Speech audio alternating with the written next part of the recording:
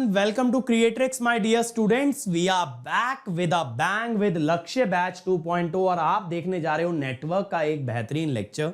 But before we start, it is very important that I introduce myself for the students that are meeting me for the first time. Dear students, my name is Ankit Goyal. I got All India Rank 1 twice in GATE in 2014 and 2018. I was awarded gold medal by President of India himself in the year 2013 when I graduated from IIT. Till date, I have trained over 2 lakh students and currently I am working as a director at an academy for the GATE department. अब मेरे सभी बच्चे मेरे बारे में ये सारी बातें जानते हैं, लेकिन मैं कहता हूं बेटा सबसे इंपॉर्टेंट बात क्या है?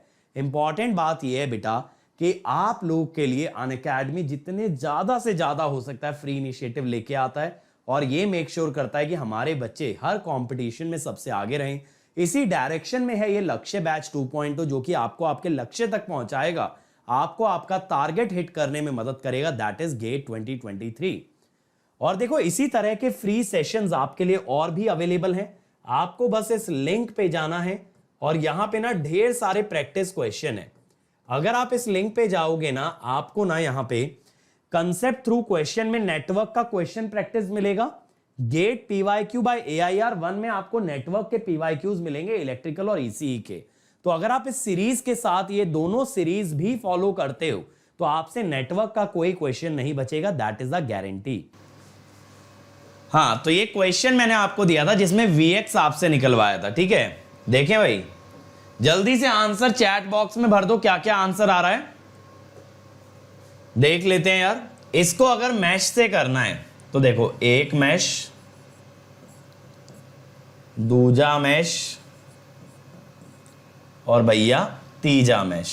अब आप कहोगे सर आपने करंट ऐसे क्यों लिया, बताते हैं भाई.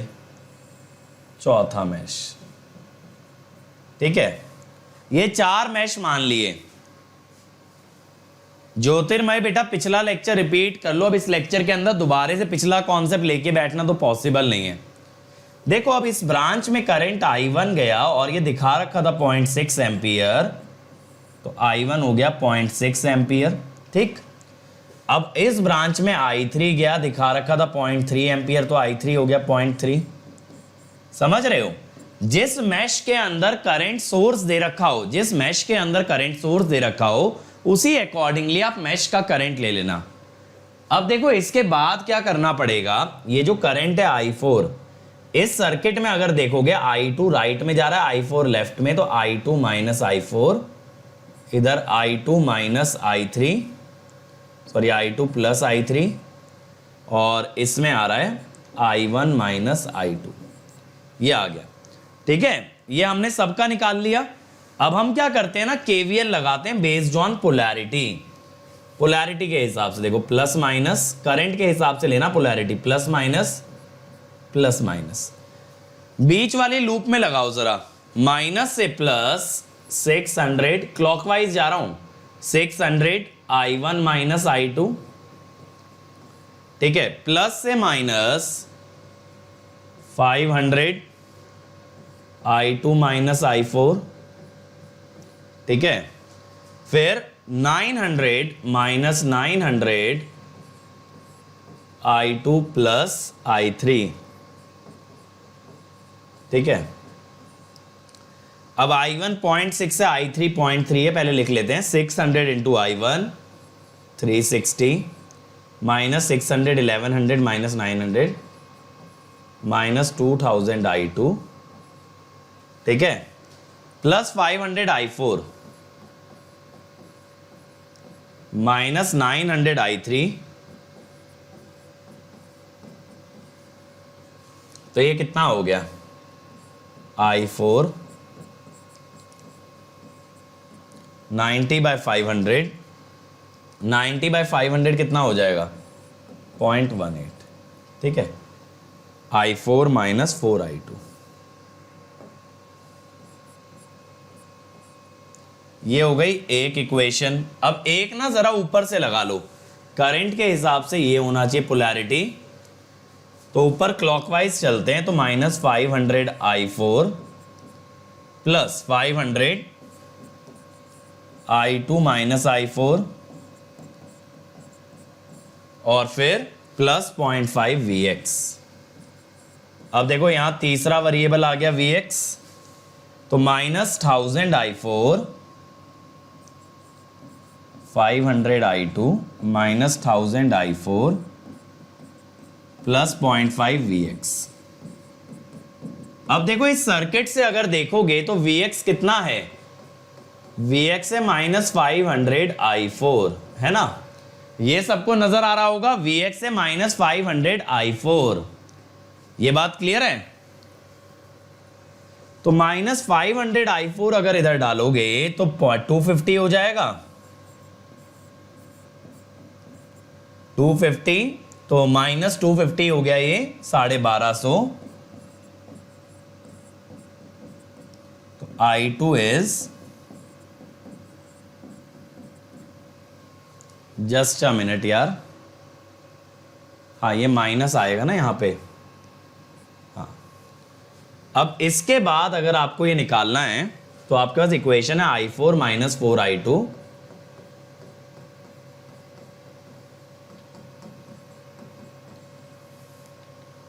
और I2 है 2.5 I4।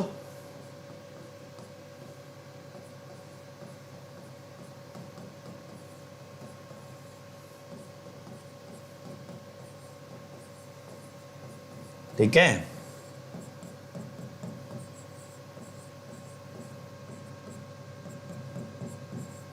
ये आएगा answer -10 volt. Answer will be -10 volt. ठीक है, क्लियर है भाई, ये किस तरह से करना है, ये क्लियर हुआ किस टाइप से सॉल्व किया जाएगा भाई।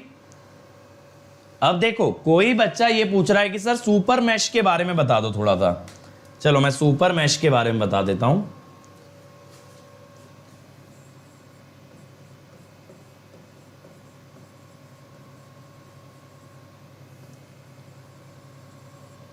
ठीक है, तो इसके अंदर ना एक पॉइंट पहले नोट डाउन करना मेरे भाई।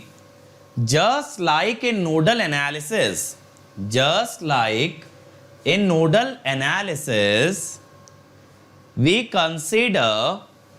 we consider a combination of two nodes, we consider a combination of two nodes as a single node, when a voltage source is connected between them, when a voltage source is connected between them. Similarly,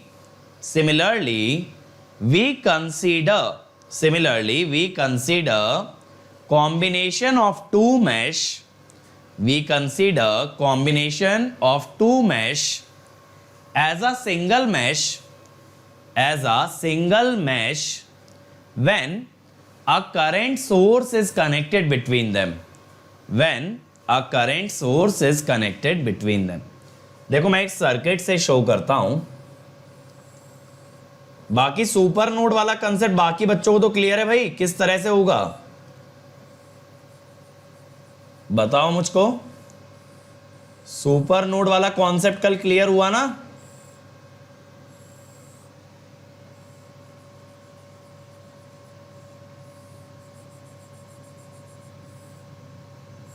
देखो मान लो एक simple सा ही network ले लिया हमने, मैं कहता हूं 2 ओम 3 ओम 3 ओम, सॉरी 4 ओम ले लो। ठीक है, और ये सपोज 2 एम्पियर। अब मेरे भाई यहां पे क्या होगा, आप मैश करंट मानोगे, मान लो I1 I2। अब ऑब्वियसली यार we cannot apply KVL whenever there is a current source in a loop. क्यों? क्योंकि करंट सोर्स की वोल्टेज एक वेरिएबल होती है, फिर एक नंबर ऑफ वेरिएबल इंक्रीज हो जाएंगे। ठीक है, तो मैं क्या कहूंगा, to apply KVL in each mesh we have to assume one variable as voltage across current source, as voltage across current source, है ना। अब अगर आप इससे बचना चाहते हो तो आप क्या करोगे, तब आप क्या करोगे, आप पहले तो ये ऑब्जर्व करना, देखो इसमें I2 इस ब्रांच में ऊपर जा रहा है, I1 नीचे आ रहा है, तो इस ब्रांच का टोटल करंट हुआ I2 माइनस I1। अब KCL के अनुसार इस ब्रांच में कितना करंट दिखा है, 2 एम्पियर, तो आप बेटा ये बोलोगे I2 minus I1 is 2 ampere, is 2 ampere, ठीक है, ऐसा आपने बोला। अब इसके बाद क्या होगा, इसके बाद देखो I1 के अनुसार plus minus plus minus plus minus. अब अगर बेटा आप KVL ऐसा लगा दो, KVL अगर आप बाहर से लगा दो तो उसे क्या बोलोगे, सुपर मैश। अगर KVL ऐसे बाहर से लगाओगे तो यार अगर लॉजिकली सोचो तो ये सुपर मैश कुछ भी थोड़ी है, ये लूप ही तो है। मैश और लूप में यही तो डिफरेंस था। मैश वो लूप होती है जिसके अंदर और कोई लूप ना बन पाए, तो ये लूप तो है but it is not a mesh, तो इसको क्या बोल दिया, सुपर मैश। अब देखो जरा KVL लगा के, माइनस से plus 18 minus 2I1 minus 3I2 minus 4I2। अब I2 क्या है, I1 प्लस 2, I1 प्लस 2, ठीक है, तो 9I1 इज 4, तो I1 आ गया 4/9, समझ में आया कुछ। और I2 आ गया 2 प्लस 4/9 22/9। लो क्लियर हुआ क्या होता है सुपर मैश का मतलब भाई। तो सुपर मैश मैंने इसीलिए कल नहीं बताया था क्योंकि इसके अंदर कुछ है ही नहीं, ये बेसिकली एक लूप ही है, बट ये आउटर लूप है तो इसको क्या नाम दे दिया, सुपर मैश। अगर एक छोटी छोटी मैश में एक छोटी छोटी लूप में लगाते तो वो मैश था, अगर बाहर से ले लिया तो सुपर मैश हो गया भाई, ठीक है। चलें भाई आगे, ये सारे बच्चों को क्लियर है, ये पूरा कंसेप्ट नोडल और मैश एनालिसिस का क्लियर है ना।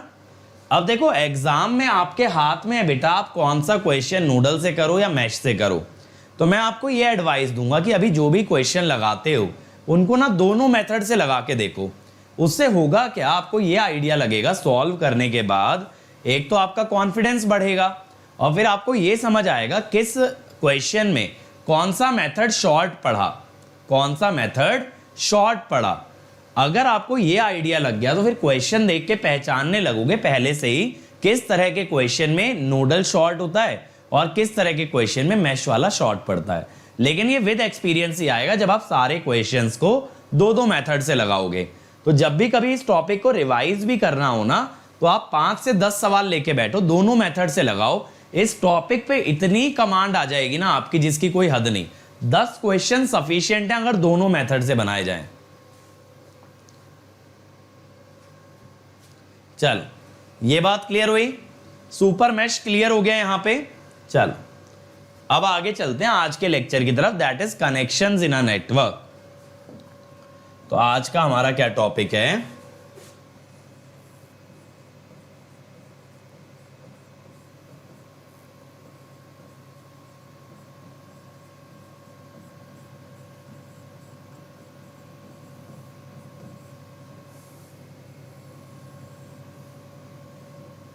ठीक है।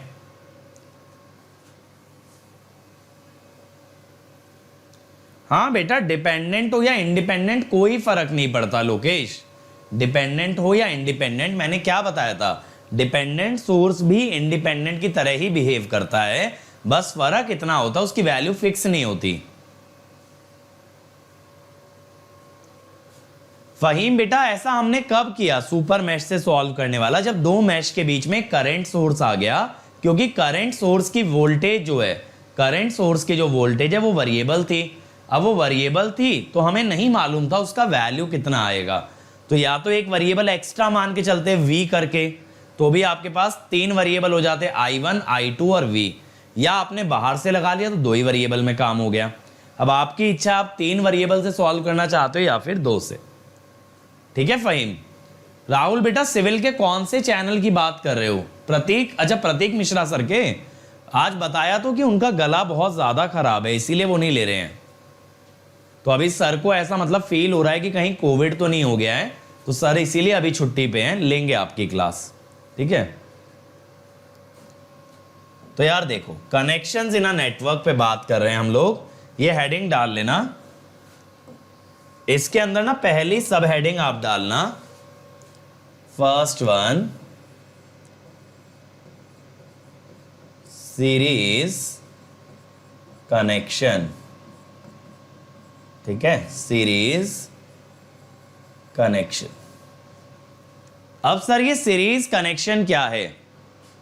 हाँ बेटा मैं कराऊंगा बल्ब वाला, मुझे याद है, मैं बल्ब वाला आप लोगों को कराऊंगा पूरी तरीके से, डोंट वरी। हो सकता है कनेक्शंस का ना मैं लेक्चर कल भी लूं, तो लेक्चर 16 जो है वो भी मैं कनेक्शन पे ही लूं। आज एसएससी जेई का पेपर था, आपका पढ़ाया हुआ खूब मिला। चलो यार नितिन, बहुत अच्छी बात है, लेकिन कल तुम आए नहीं यार, कल से जनरेशन वाला लेक्चर स्टार्ट हुआ।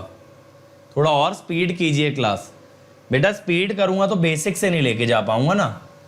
देखो सीरीज कनेक्शन की अगर बात करें, सीरीज कनेक्शन का मतलब क्या होता है, या अगर जनरल शब्दों में बात करें, जब कभी 2 एलिमेंट्स के अंदर सेम करंट या सेम चार्ज फ्लो करता है, then they are said to be in series. देखो जैसे आई करंट एंटर किया, आई लीव करेगा, तो ये x1 और x2 ये 2 एलिमेंट हैं, तो हम क्या कहेंगे, x1 and x2 are in series.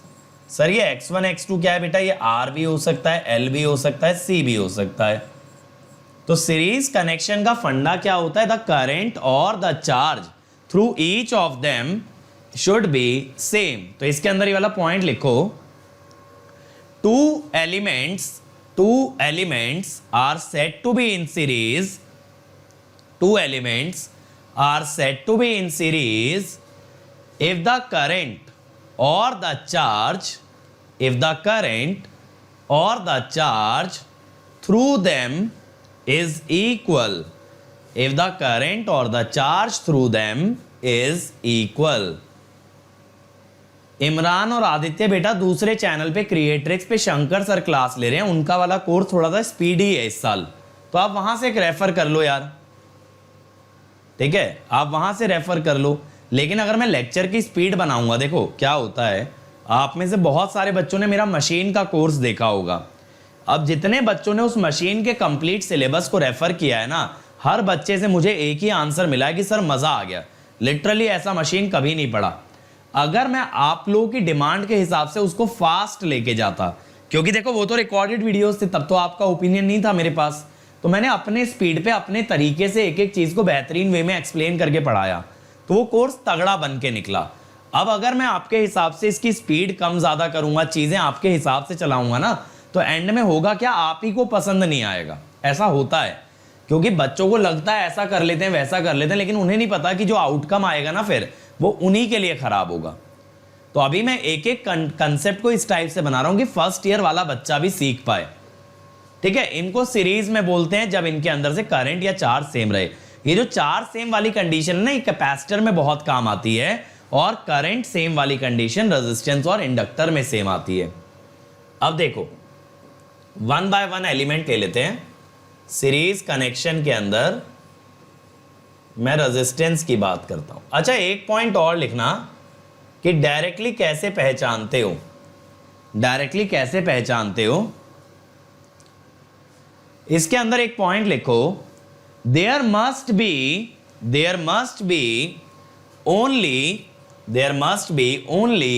One terminal, there must be only one terminal और one node common, there must be one terminal or one node common between the two element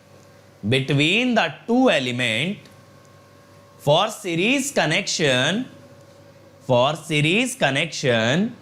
and there must not be a third element connected, there must not be a third element connected at that terminal.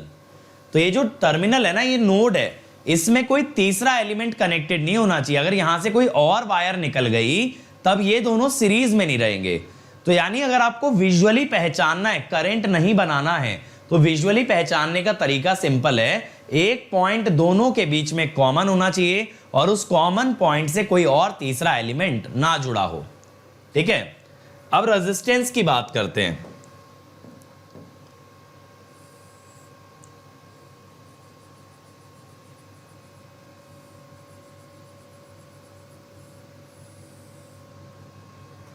अब देखो resistance की अगर बात करें, ये है R1, ये है R2, VI। अब यहां पे सीरीज में क्या होता है, देखो रेजिस्टेंस का वोल्टेज आप कैसे निकालते हो, V1 होता है सिंपली IR1, V2 होता है IR2। ठीक है, अब इसके अंदर मेरे भाई क्या करना पड़ेगा, अगर आप KVL लगाओगे बाय KVL, V माइनस से plus V minus V1 minus V2 is 0, तो V is equal to V1 plus V2 which is IR1 plus IR2। तो V बाय I ये होता है R इक्वलेंट, यानी वोल्टेज बाय करंट, ये हो गया R1 प्लस R2। ठीक है, ये क्या आ गया, R1 प्लस R2। अब जल्दी से इसको नोट डाउन कर लो, फिर एक पॉइंट लिखना,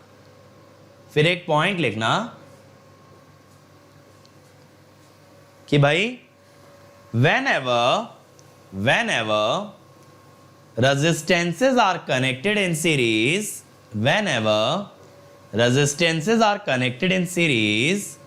their values are added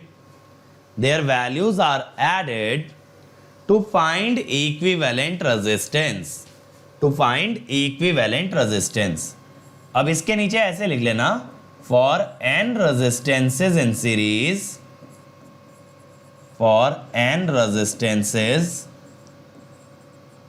in series क्या करोगे, R equivalent is R1 plus R2 plus R3 up to Rn। ठीक है, या फिर इसको ऐसे लिख लो ना, sigma J equal to 1 to n Rj। ठीक है, समेशन में लिख दिया। तो ये क्लियर हुआ। अब बेटा सीरीज कनेक्शन के साथ एक अटूट बंधन होता है एक लॉ का, which is called as the voltage division rule. तो साइड बाय साइड वो भी देख ही लेते हैं यार। साइड बाय साइड रेजिस्टेंस के अंदर मैं आपको बता देता हूं वोल्टेज डिवीजन रूल। तो इसके अंदर ये पॉइंट लिखना मेरे भाई, वोल्टेज डिवीजन रूल के अंदर कि when resistances are connected in series, their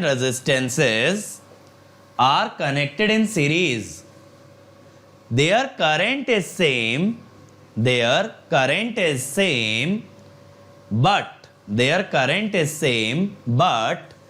the total voltage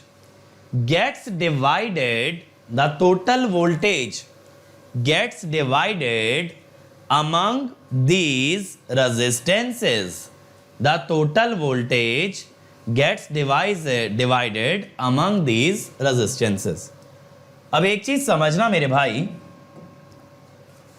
अगर मैं ये कहूं, सिंपल सा फंडा देखो, टोटल वोल्टेज है मान लो V, तो अगर मैं आपसे कहूं करंट निकालो भाई, तो आप बोलोगे सर करंट क्या होगा, V बाय R इक्विवेलेंट। सही बात है, तो आप करंट ऐसा बोल दोगे V बाय सिग्मा। मैं n रेजिस्टेंसेस का ही केस ले रहा हूं, है ना, 2 रेजिस्टेंस का तो सभी लोग बताते हैं, मैं सीधे आपको n का ही बताऊंगा। अब सिग्मा आरजे हमने कर दिया टोटल रेजिस्टेंस के लिए बेटा। अब मान लो वोल्टेज एक्रॉस मान लो मुझको चाहिए आर के केथ रेजिस्टेंस, ठीक है। कोई एक रेजिस्टेंस है 1 से लेके n तक, के जो है ना 1 से लेके n तक कुछ भी हो सकता है। किसी एक पर्टिकुलर रेजिस्टेंस के अक्रॉस वोल्टेज चाहिए, तो कैसे निकालोगे? वी के is I R K, I R के। तो वी आर के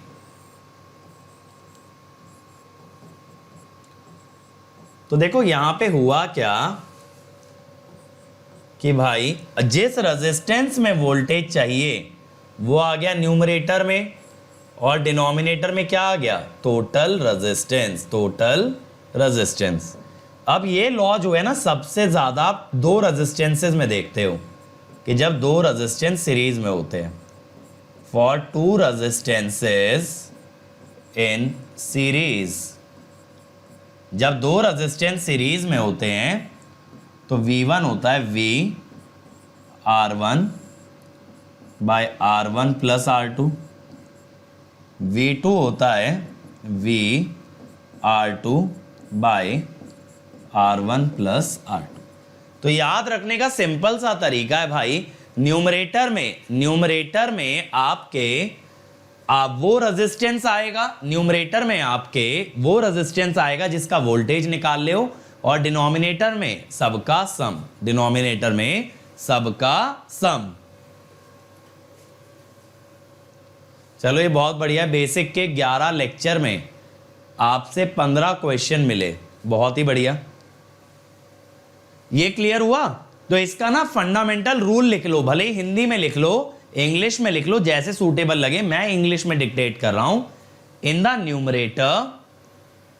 numerator we place the resistance, in the numerator we place the resistance whose voltage is to be determined.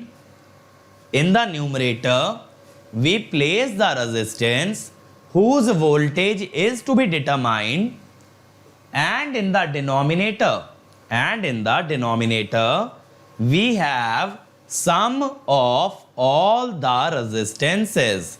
In the denominator we have sum of all the resistances. ठीक है, ये clear हुआ? चलो अब दूसरी device की तरफ बढ़ते हैं यार, एक एक करके करते चलेंगे सीरीज कनेक्शन में भी, और ये लेक्चर ना हमें कल तक कंटिन्यू करना पड़ेगा। और देखो यार थोड़ी सी अटेंडेंस बढ़ा लोगे, 70-80 स्टूडेंट भी अगर डेली आते हैं ना, तो मैं आपका अगले हफ्ते से 2 लेक्चर कर दूंगा डेली, तो आपका सिलेबस और फास्ट हो जाएगा। लेकिन उसके लिए भाई मुझे अटेंडेंस तो लगेगी ना यार। अभी एक लेक्चर तो चलो जैसे तैसे मैं झिला रहा हूं कि एक कम अटेंडेंस में भी एक लेक्चर ले रहे हैं, लेकिन बेटा 2 लेक्चर के लिए थोड़ा तो अटेंडेंस बढ़ाओ, नहीं तो फायदा क्या रहेगा नए चैनल का। फिर तो यही लगेगा क्रिएट्रिक्स पे ही पढ़ाते रहते हैं, कोई नया इनोवेशन करने का जरूरत ही नहीं है। देखो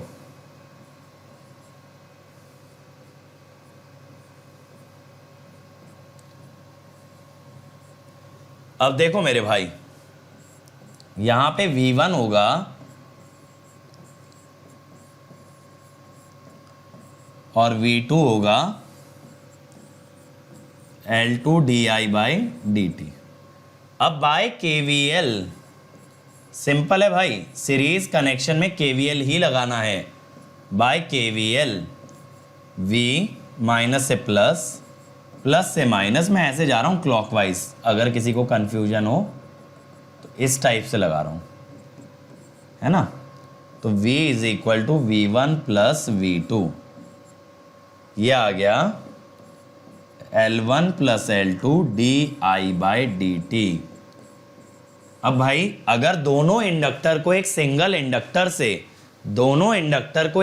इंडक्टर से रिप्लेस करना है तो V is equal to L equivalent di by dt, जहां पे L इक्विवेलेंट कितना हो गया फिर L1 प्लस L2। सही है। तो बेटा जो रूल रेजिस्टेंस में लगा वही आपका इंडक्टेंस में भी लग गया। तो यहां पे आप कह सकते हो for n inductances in series, for n inductances in series, L equivalent is L1 plus L2 plus Ln।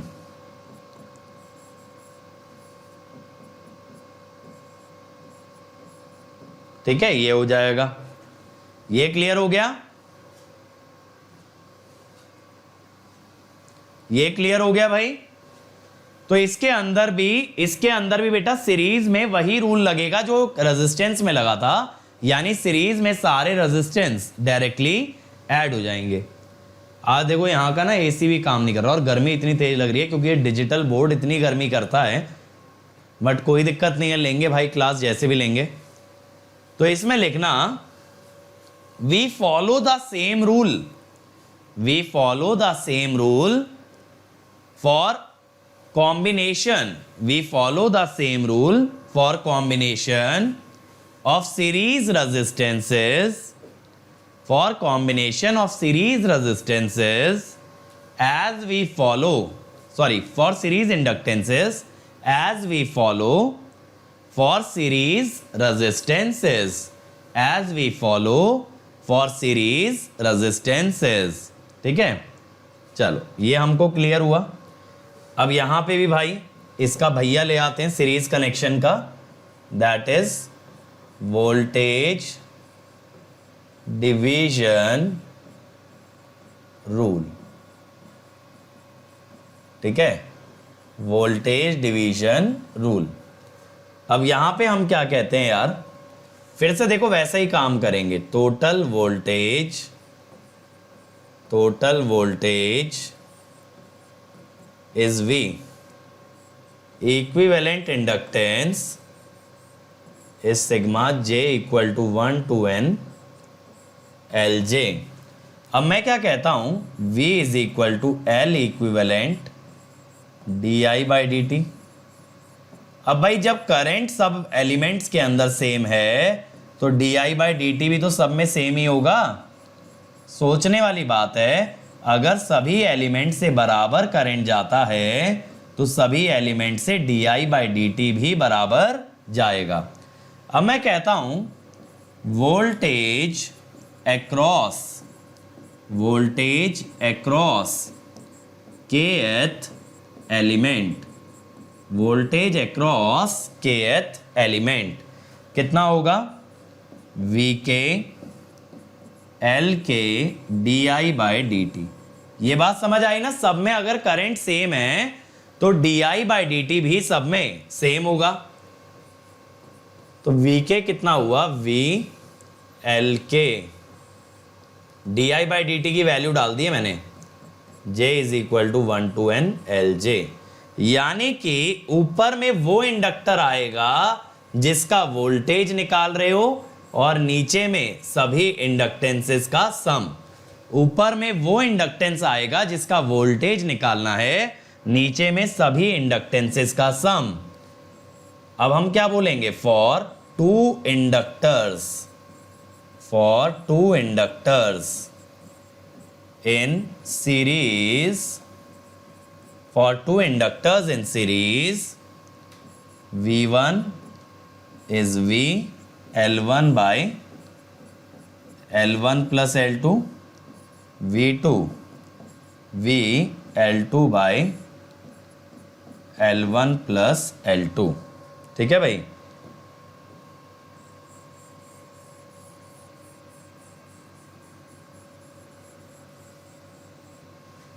ये बन गया, समझ में आया ना?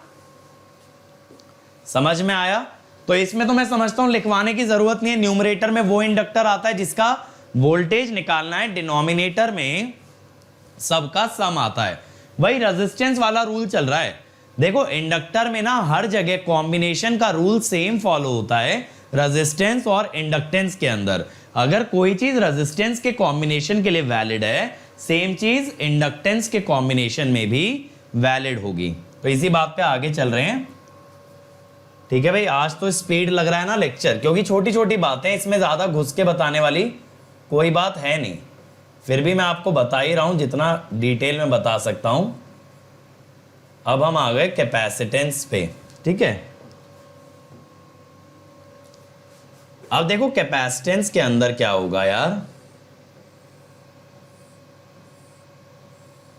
ये है आपके कैपेसिटर्स। अब मैं आपको बताता हूं सीरीज में ना चार्ज कैसा दिखता है इनके अक्रॉस। पहले हम ये टर्मिनल बना लेते हैं।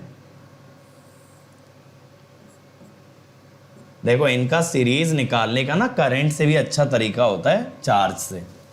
क्या होता है, देखो अगर यहां पे ये दो जो प्लेट हैं कैपेसिटर की जो साथ में कनेक्टेड हैं, ध्यान से समझना, जो दो कैपेसिटर की पास पास वाली प्लेट्स हैं ये साथ में कनेक्टेड हैं, इसमें ना तो लेफ्ट में कोई चार्ज जाने का रास्ता है, ना ही राइट में कोई चार्ज आने का रास्ता है। ना तो इस लेफ्ट वाली प्लेट पे कोई चार्ज आने का रास्ता है, ना ही राइट वाली प्लेट पे कोई चार्ज आने का रास्ता है। तो बेटा इनका अगर चार्ज पहले जीरो था तो बैटरी लगाने के बाद भी जीरो रहेगा, because they don't have any path by which the charge can be accumulated on these plates. तो एक पॉइंट ये लिखना, the plates of the two capacitors that are connected to each other do not have any path for current flow, so their charge must remain same before and after connecting the battery,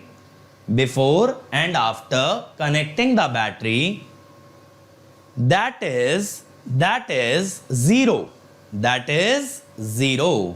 तो बेटा अगर battery लगाने से पहले इन पे zero charge था तो battery लगाने के बाद भी क्या रहेगा, जीरो। इसलिए देखो इन पे चार्ज कैसा आता है ना, इस तरह से चार्ज सेम आता है। अब देखो माइनस क्यू प्लस क्यू, अगर इसका टोटल चार्ज देखोगे तो जीरो ही है ना। अब विजुअलाइज कर पा रहे हो सीरीज कनेक्शन कैपेसिटर में, समझ में आया? इतना डिटेल में कभी नहीं देखा होगा। सीरीज कनेक्शन में साथ जुड़ी हुई नेट चार्ज का, सॉरी साथ जुड़ी हुई प्लेट्स का नेट चार्ज हमेशा क्या होता है, जीरो। अब देखो ये जो सीरीज में है, तो इन series connection charge on two capacitors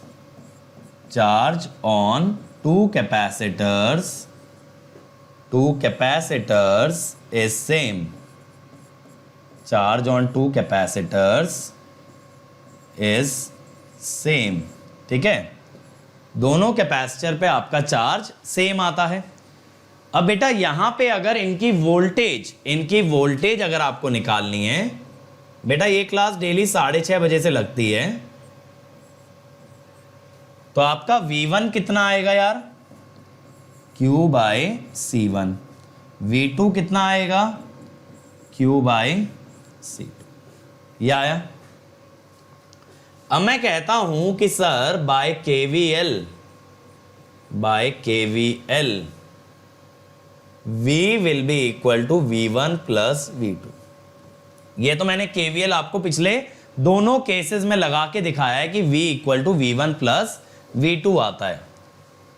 अब V को क्या लिख सकते हो, Q बाय C इक्विवेलेंट। आप कहोगे सर Q क्यों लिखा, सीरीज में आपने Q और Q को मिला के 2Q क्यों नहीं किया?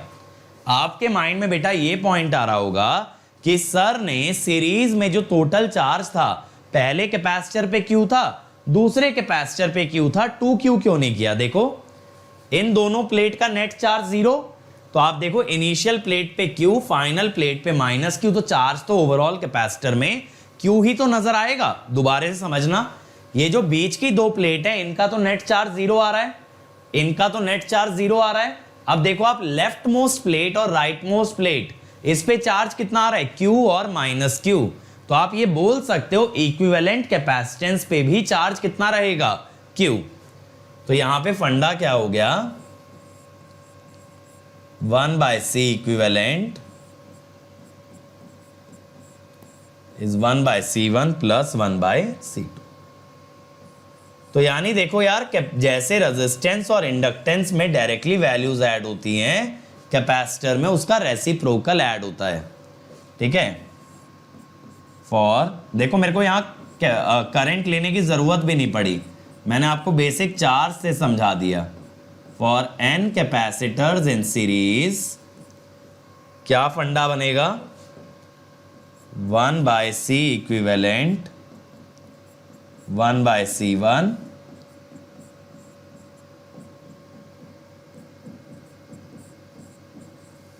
ठीक है।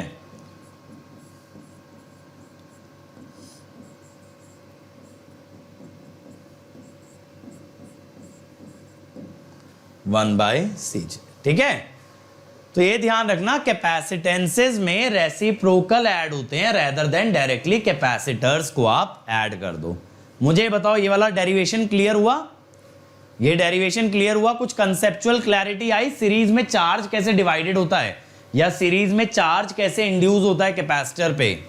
और शानू बेटा बिल्कुल प्लस सब्सक्रिप्शन 6 मंथ्स के लिए भी मिलता है, ठीक है। चल, बट मैं रिकमेंड नहीं करूंगा यार 6 मंथ्स के लिए, क्योंकि बहुत सारे ना क्रैश कोर्सेज वगैरह भी आते हैं लास्ट में, तो फिर उनका फायदा नहीं ले पाओगे।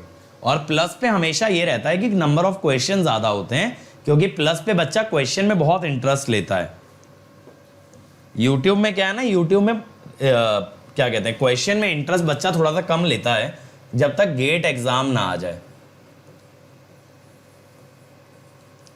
जब गेट एग्जाम आता है ना और बच्चों को बोला जाए कि भाई ये 10 क्वेश्चन गेट में आने वाले हैं, तो बच्चे भीड़ की तरह उमड़ते हैं कि ये 10 तैयार कर लेंगे और रैंक तो ले ही आएंगे। हाँ, करंट से सॉल्व करते तो भी वैल्यू सेम आता, लेकिन सबकी तरह करने में क्या मजा है ना।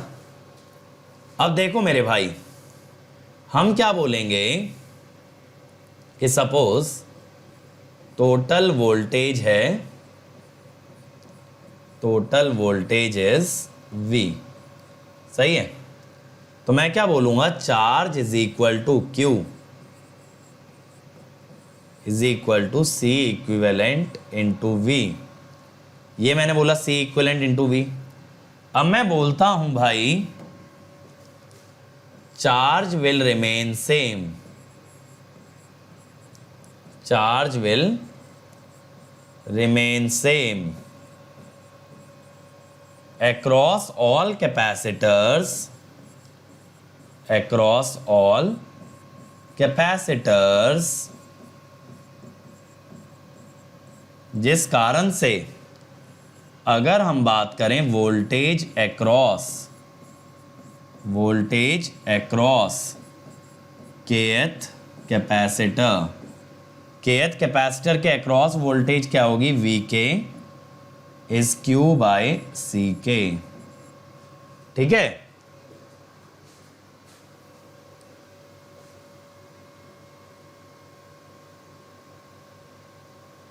पैरेलल के अक्रॉस वोल्टेज डिवीजन नहीं बेटा गुरजीत, पैरेलल में वोल्टेज सेम होता है तो करंट डिवीजन पढ़ते हैं वहां पे। सीरीज में करंट सेम तो वोल्टेज बट रही है, पैरेलल में वोल्टेज सेम तो करंट बटेगा। अब Vk कितना हो गया, Q की जगह अगर आप डालोगे C equivalent by Ck into V, उल्टा हो गया ना। देखो वहां पे क्या आ रहा था, R बाय R इक्विवेलेंट, यहां आ रहा है C इक्विवेलेंट बाय Ck। वहां हमने बोला Rk बाय R इक्विवेलेंट कर लो तो आंसर मिल जाता है। यहां बेटा उल्टा हो रहा है, यहां पे C इक्विवेलेंट बाय Ck।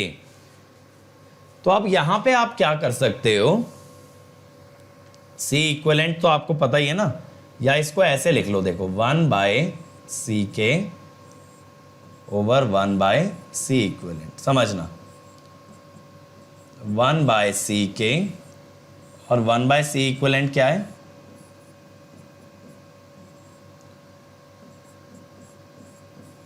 तो आप एक चीज अगर सोचो मेरे भाई, तो यहां पे हुआ क्या, यहां पे हुआ ये, जैसे वहां पे रेजिस्टेंस आ रहा था, यहां 1 कैपेसिटेंस आता है। तो ये बहुत बेसिक सा प्रिंसिपल है यार, कि अगर रेजिस्टेंस और इंडक्टेंस की बात करें तो उनके अंदर रूल सेम रहता है, उनके अंदर बेटा एग्जैक्टली सेम रूल फॉलो होता है। लेकिन जब कैपेसिटर की बात करते हैं तो उसी रूल में कैपेसिटर की जगह कैपेसिटर का रेसिप्रोकल यूज करते हैं। अब देखो यहां पे V1 will be 1/C1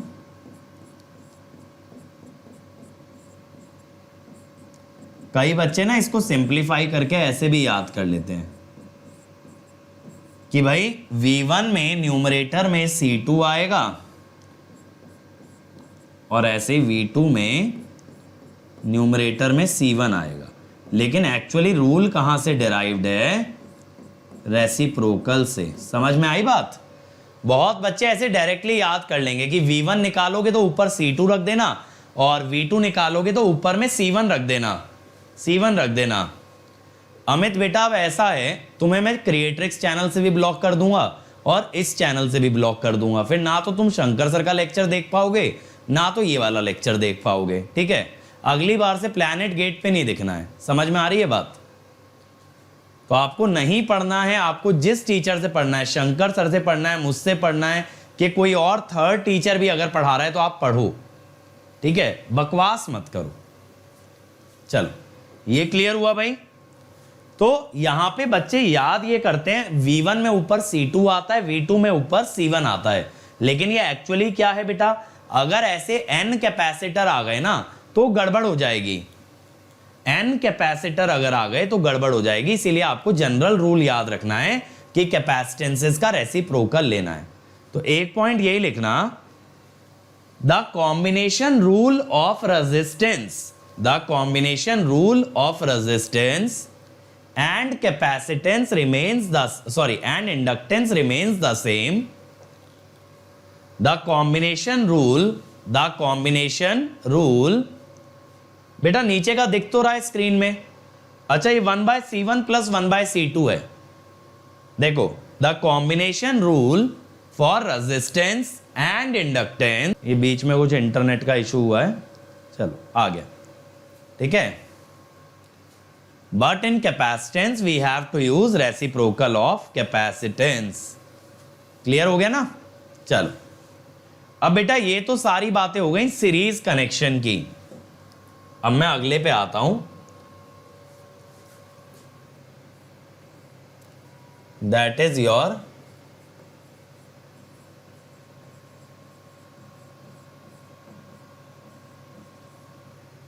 parallel connection, that is your parallel connection. ठीक है, अब बेटा देखो, जैसे सीरीज कनेक्शन के अंदर हमने क्या बोला था कि दो डिवाइसेस सीरीज में हैं। अंशुल बेटा वीडियो थोड़ा सा पीछे करके देख लो, मैंने देखा था वीडियो जहां से अटका था वो मैंने रिपीट कर दिया। मैंने बोला था the combination rule of resistance and inductance remains the same, but with capacitance we have to use the reciprocal of capacitance। Imran बेटा अभी मैंने इसलिए नहीं बताया ये 1/SC वाला फंडा, 1/SC मैंने, अच्छा वो वाला पॉइंट फिर से बताऊं, ये अटक क्यों रहा है? जस्ट अ मिनट यार, एक बार।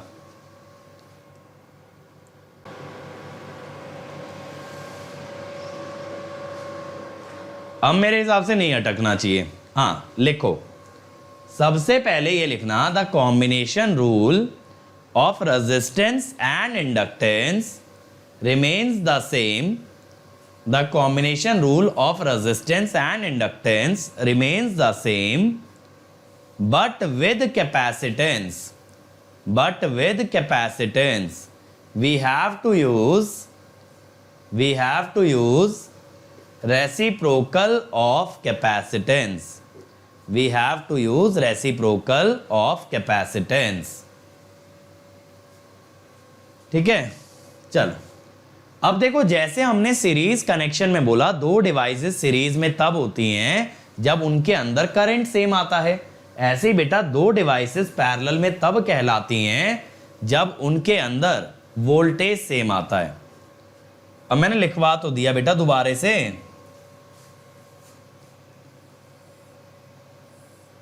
अपनी लैंग्वेज में मॉडिफाई कर लेना ना, इसमें क्या है। अगर मेरा कोई वर्ड लास्ट टाइम और इस टाइम मैच नहीं हो रहा, क्योंकि मैं सेंटेंस आपको तभी फ्रेम करके बताता हूं, कोई मैंने रट थोड़ी रखे हैं। अब देखो कोई भी दो एलिमेंट हैं x1 x2, तो ये कहलाता है पैरेलल कनेक्शन। अब देखो पैरेलल कनेक्शन में खासियत क्या होती है यार, अगर ध्यान से देखोगे ना, यहां डिवाइसेस के दोनों टर्मिनल जुड़ते हैं। देखो ये दोनों आपस में कनेक्टेड हैं और ये दोनों भी आपस में कनेक्टेड हैं। आप नहीं तो पता है ऐसे भी सोच सकते हो कि प्लस से प्लस कनेक्टेड है और माइनस से माइनस। अगर आप सीरीज में ध्यान दोगे ना, अगर आप सीरीज में ध्यान दोगे तो देखो माइनस से प्लस कनेक्टेड होता है, देखो माइनस से प्लस कनेक्टेड होता है, ठीक है।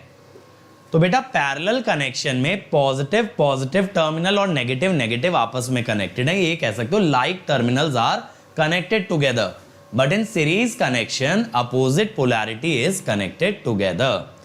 तो इसके अंदर ये लिखना, two devices are said to be connected in parallel. Two devices are said to be connected in parallel if the voltage across them is identical. If the voltage across them is identical and their like terminals are connected together. Their like terminals are connected together. ठीक है। अब देखो parallel पहचानना कैसे है ना, कभी भी दो डिवाइसेस के अगर दोनों टर्मिनल साथ में कनेक्ट हो जाएं तो हम उसे कह देते हैं parallel connection. If both terminals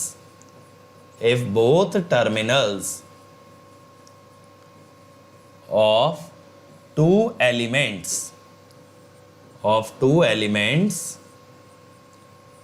are connected together, और पता है ये पैरेलल सीरीज का जो है ना कॉम्बिनेशन टफ नहीं है, ये तो बच्चा जानता होगा, लेकिन बच्चे क्या नहीं जानते कि भाई पहचानना कैसे है वो टफ है। Then they are said to be in parallel, ठीक है। तो पैरेलल के लिए बेटा आपको दोनों टर्मिनल कॉमन हैं, ये देखना जरूरी है। अब देखो वन बाय वन करते चलते हैं एलिमेंट्स, पहले की तरह। पहले आ जाते हैं रेजिस्टेंसेस पे।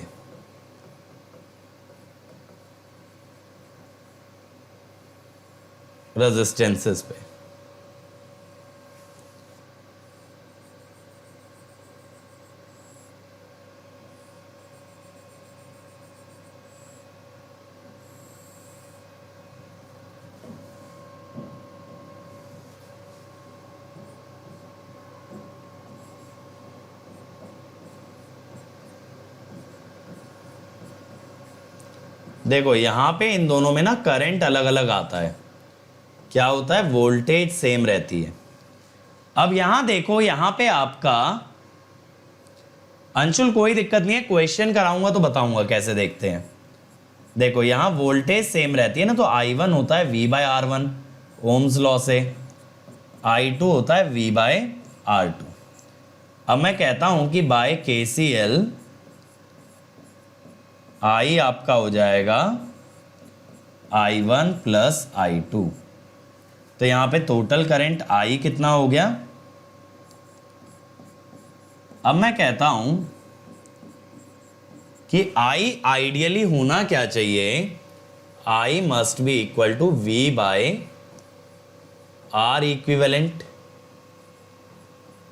अब देखो दोनों तरफ से v तो कट जाएगा, तो यहां पे क्या आ गया, 1 by R equivalent is 1 by R1 plus 1 by R2।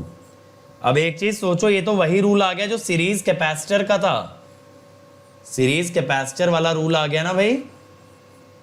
अब आप यहां पे क्या कह सकते हो, for n resistances in parallel. अच्छा यहां एक चीज और जो बहुत से बच्चे याद रखते हैं और सही भी है कि ये ऐसा हो जाता है, R1 एलसीएम लेके अगर सॉल्व करोगे ना, अब इतना मैं बच्चों वाला काम नहीं कर रहा, करके दिखाऊं, आप एलसीएम लेके सॉल्व करोगे यही आएगा, ठीक है। If n resistances in parallel, तो यहां पे क्या होगा, 1 by R equivalent sigma j equal to 1 to n 1 by R J, 1 by R J, ठीक है। अच्छा देखो यहां पे ना मैं आपको एक ट्रिक और बताता हूं, एक ट्रिक और बताता हूं जो अक्सर मैं यूज करता हूं, कि पैरेलल को ना ऐसे दिखाते हैं, are parallel N R.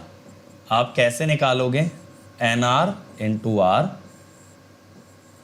N R plus R, R तो कट गया देखो, n by n plus 1 R.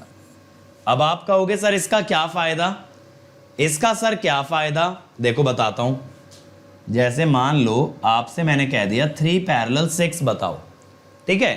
अब सॉल्व मत करना, ये देखना 6 जो है ना इसका 2 टाइम्स है, 6 जो है इसका कितना है, 2 टाइम्स। तो इसमें से बड़े वाला रेजिस्टेंस पकड़ो, मल्टीप्लिकेशन फैक्टर प्लस 1 से डिवाइड कर दो, लो समझ आया क्या किया। ये देखा कि 6 3 से 2 टाइम्स है, तो जो भी बड़े वाला रेजिस्टेंस है उसको डिवाइड करना है मल्टीप्लिकेशन फैक्टर प्लस 1 से, मल्टीप्लिकेशन फैक्टर प्लस 1 से डिवाइड करना है, तो क्या आ गया आंसर, 2। तो ऐसे मैं जो है ना पैरेलल की कैलकुलेशन बहुत फास्ट करता हूं। जैसे मान लो 5 पैरेलल 10 है, तो सीधा 10 बाय 2 प्लस 1 यानी 10 बाय 3, वर्बली हो गया यार, क्लियर हुआ। और ऐसा आपको बहुत ज्यादा देखने मिलेगा, बहुत ज्यादा। तो ये रूल याद रखना, ऊपर में एन आर आ रहा है यानी बड़े वाला रेजिस्टेंस अपॉन एन प्लस 1, ठीक है, ऐसे वर्बली कर डालोगे। चलो इसके बाद आज के लिए मैं लास्ट आपको बता रहा हूं वोल्टेज डिवीजन रूल, ये वाला टॉपिक कल कंप्लीट कर लेंगे। अच्छा बच्चों एक चीज और है यार, कि कल से ना आपकी 5-6 दिन जो है क्लास थोड़ी सी छोटी लगेगी, क्योंकि मेरी वाइफ की क्लास स्टार्ट हो रही है 4-5 दिन के लिए एट 7:30 PM। तो मुझे आपको छोड़ना पड़ेगा 7:25 तक, मुझे आपको छोड़ना पड़ेगा 7:25 तक, ठीक है। या तो ये बोलो कि 6:15 से स्टार्ट कर लें, बोलो 6:15 से स्टार्ट कर लें क्या, बट थोड़ा अटपटा टाइम हो जाएगा यार, है ना। ये मुझे लग रहा है करने को मैं 6:15 से कर लूं, बट थोड़ा सा अटपटा सा टाइम हो जाएगा।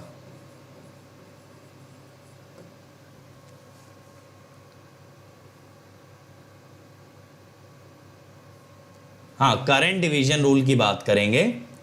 अब देखो यहां पे क्या होता है, मैं कहता हूं total current is I, total current I आ रहा है। अब ये आई वोल्टेज सोर्स से भी आ सकता है, और ये आई आपका करंट सोर्स की वजह से भी आ सकता है, ठीक है। बेटा मेरी वाइफ बायो पढ़ाती है नीट वाले बच्चों को। अब यहां पे अगर हम वोल्टेज निकालें, वोल्टेज ऐसा लिख दो I into R equivalent, Ohm's law simple है ना, आई इंटू आर इक्विवेलेंट। अब मैं कहता हूं for current through kth register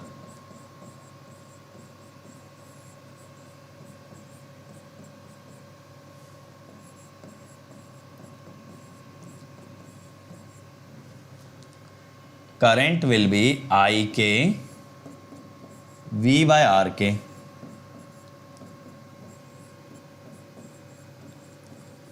are equivalent by R K, I into R equivalent by R के।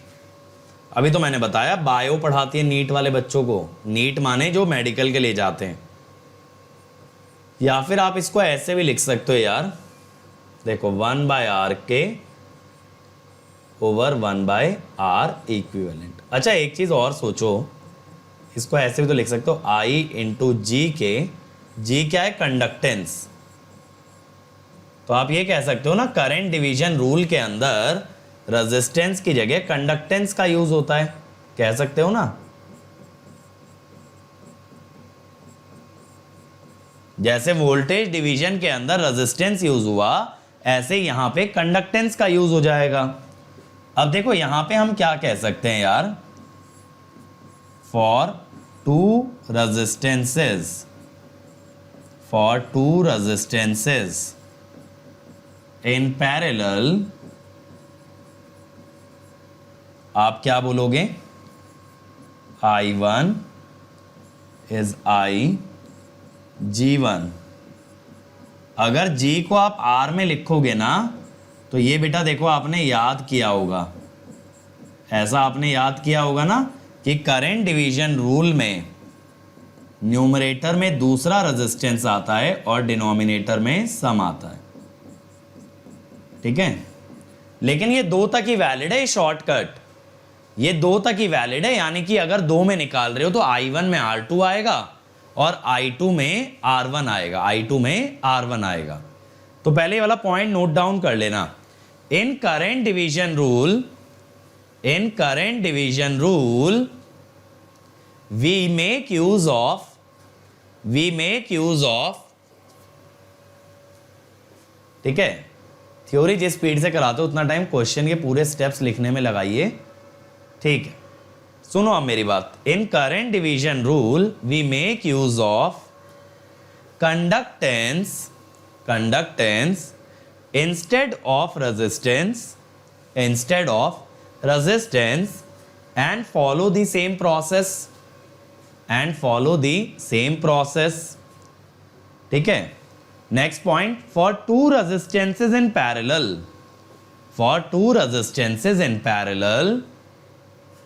we can memorize that I1 contains R2 in parallel, R2 in numerator, I1 contains R2 in numerator and I2 contains R1 in numerator, ये shortcut सिर्फ 2 के लिए रखना, कि मैं ऐसे हिंदी में ऐसे याद करके रखता हूं कि जिस रेजिस्टेंस में करंट निकाल रहा हूं उसके सामने वाले की वैल्यू को यूज करना है, समझ रहे हो, मैं ऐसे याद रखता हूं। जैसे मान लो मैं ये कहूं कि I1 निकालना है तो सामने वाला R2 यूज करूंगा, I2 निकालना है तो सामने वाला R1 यूज करेंगे, ऐसे। लेकिन ये 2 तक ही है। अगर जनरल आपको पता करना है तो जनरल में क्या आता है, 1 बाय रेजिस्टेंस, या ये कह दो कंडक्टेंस, 1 बाय रेजिस्टेंस या conductance. G is conductance which is equal to 1 by R। बेटा 6 बजे मुश्किल है, 6 बजे इसलिए मुश्किल है क्लास करना क्योंकि मेरी वाइफ की क्लास 5 से 6 होती है, 6-5 तक भी अगर चली गई तो हमारी क्लास डिले हो जाएगी, ठीक है। चलो एक काम करेंगे, कल की क्लास हम लोग 6:15 पे स्टार्ट कर लेंगे, ठीक है। दैट वे आपके लिए भी कन्वीनियंट रहेगा, 6:15 पे स्टार्ट कर लेंगे, सही है। अब देखो आपको मैं होमवर्क दे रहा हूं, होमवर्क में आपने आज क्या करना है, आपको जो है ना derive parallel connection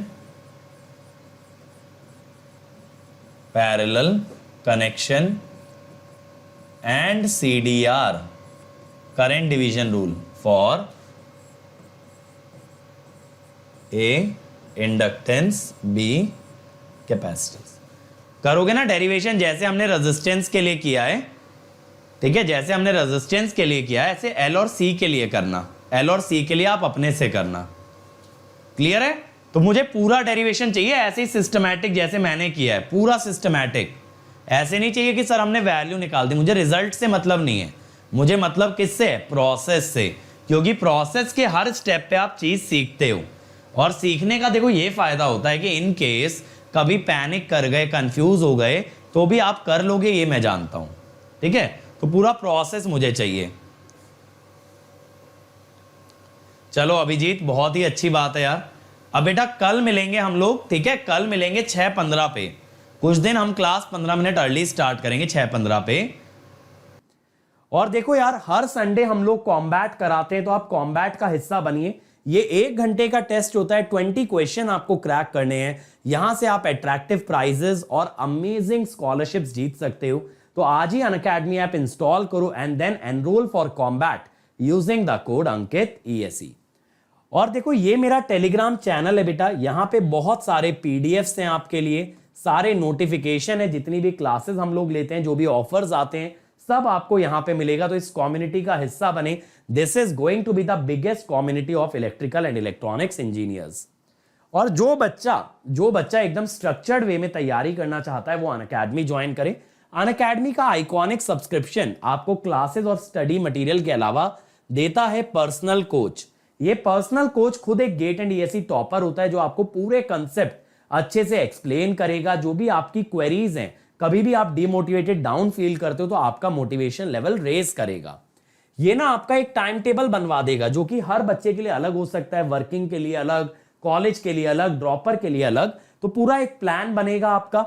even teachers आपको अलग से मोटिवेट करते हैं इन स्टडी बूस्टर सेशन। आपके टेस्ट रिजल्ट्स के बेसिस पे आपको बताया जाता है आपकी स्ट्रेंथ्स और वीकनेस। इवन यहां आपको ना असाइनमेंट्स भी दिए जाते हैं, आपको एक्स्ट्रा स्टडी मटेरियल मिलता है बेटा, और डेडिकेटेड डाउट इंस्ट्रक्टर होते हैं, यानी आप 1-to-1 सेशन बुक करके अपने टेक्निकल क्वेरी भी पूछ सकते हो।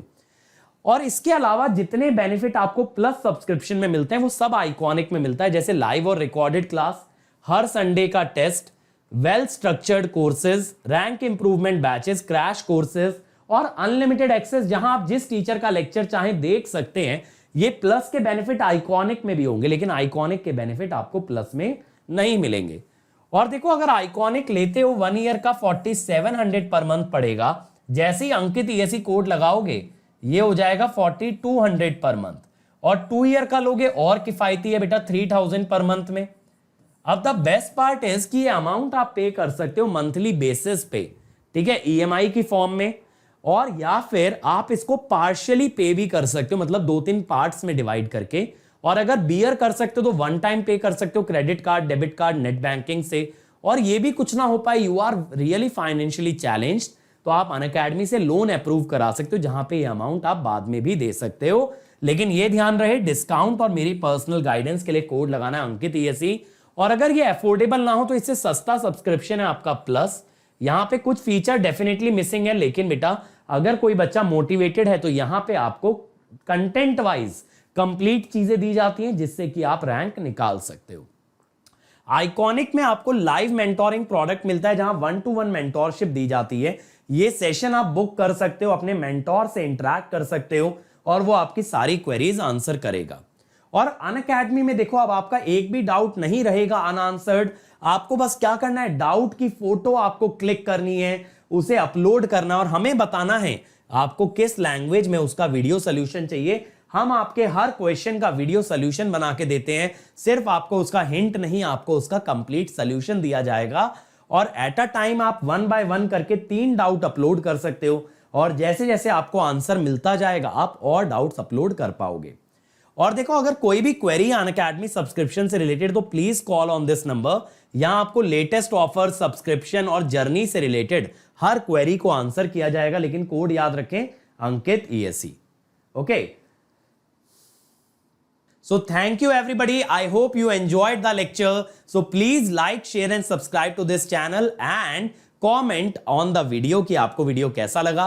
फिर मिलेंगे अगले वीडियो में इसी जोश और इसी कंसेप्ट के साथ। Let's crack it.